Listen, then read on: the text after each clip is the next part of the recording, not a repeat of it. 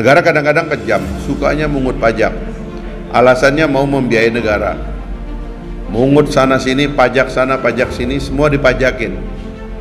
Tapi pejabatnya itu nggak bertanggung jawab. Itulah sebabnya dalam teori orang barat, negara disebutnya itu necessary evil. Satu kejahatan yang terpaksa kita perlukan, padahal negara itu sendiri jahat. Kenapa? Karena di dalamnya itu banyak menyimpan kebobrokan-kebobrokan yang kadang-kadang susah kita minta pertanggungjawaban kepadanya gitu.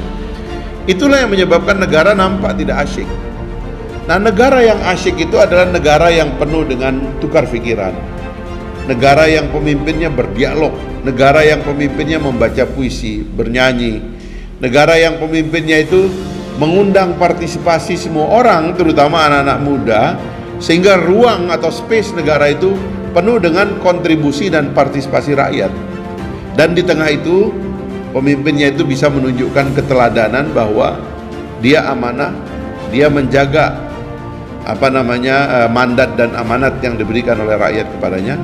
Maka hari-hari rakyat dan publik akan berpartisipasi. Senang dia.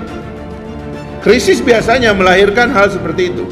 Harusnya ini dalam situasi krisis kayak begini, pemimpin itu bisa menarik kembali partisipasi rakyat untuk membantu, untuk sibuk berpartisipasi. Tapi pada saat sekarang, kalau tidak ada pemimpin yang bisa mendatangkan solidaritas umum supaya mereka ikut membantu masyarakat, membantu negara, maka justru yang terjadi sebaliknya gitu.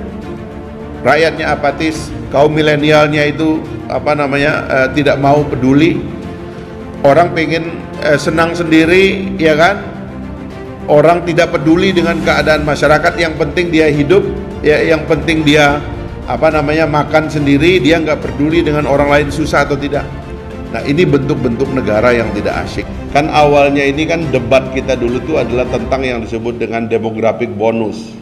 Kita udah diingatkan bahwa Indonesia ini akan mengalami ledakan usia kaum muda. Apa sih demographic bonus itu?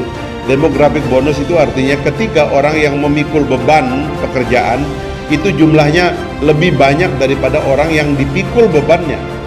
Nah, inilah termasuk kelompok milenial ini segala macam, itu efek daripada demographic bonus ini. Surplus tenaga muda ini oleh negara harus dilihat sebagai peluang bagi kita untuk menciptakan generasi baru yang bisa menggapai mimpi yang nggak pernah digapai oleh orang-orang sebelumnya. Pak Anies Mata itu menulis buku tentang gelombang ketiga sejarah Indonesia, lalu buku Arah Baru Indonesia. Gelombang-gelombang sejarah ini kita pernah capai. Pernah kita mencapai gelombang untuk menghentikan penjajahan. Lalu pernah kita mencapai gelombang membentuk sebuah republik dan mematangkannya sebagai negara yang matang lah. 75 tahun sekarang kita merdeka. Ada mimpi baru atau capaian baru yang rasanya oleh generasi kita sekarang ini belum diangan-angankan, yaitu adalah mencapai kekuatan Indonesia sebagai kekuatan besar di dunia ini. Kita sebut saja sebagai kekuatan kelima dunia. Setelah negara-negara adu kuasa yang selama ini memimpin kita, sekarang ini harus ada mimpi baru. Saya sering mendeskripsinya gini. Di dunia ini negara paling besar namanya China. Sukunya Chinese, agamanya Buddha. Yang kedua itu orang India, ya kan? Orang Hindi, agamanya Hindu. Yang ketiga itu adalah Amerika Serikat. Ini negara imigran, ya, mayoritas Protestan. Yang kelima, negara terbesar nomor 4 di dunia ini adalah Indonesia. Ntar kita describe. Negara terbesar nomor 5 di dunia namanya Brazil. Mayoritas itu beragama Katolik. Jadi kalau kita bicara dari suku dan komposisi seperti itu. Negara terbesar nomor 4 ini namanya Indonesia. Tapi ada perbedaan antara 4 negara lainnya dengan Indonesia. Cina itu kontinen, India itu kontinen, Amerika Serikat itu kontinen, Brazil itu kontinen. Kontinen itu artinya benua dia. Di Cina itu mayoritas daratan, di India mayoritas daratan, di Amerika mayoritas daratan, di Brazil mayoritas daratan di Latin Amerika. Indonesia adalah satu-satunya negara kepulauan. Di Cina suku dominan, India suku dominan, Amerika oke, dia melting pot, Brazil suku dominan, tapi Indonesia ini beribu suku beribu bangsa.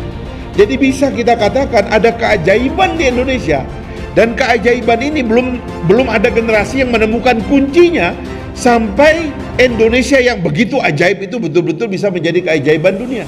Ini yang orang belum ketemu kuncinya. Dan saya membayangkan partai atau gelombang milenial inilah yang akan menemukan kunci bagaimana menjadikan keajaiban Indonesia ini menjadi keajaiban dunia.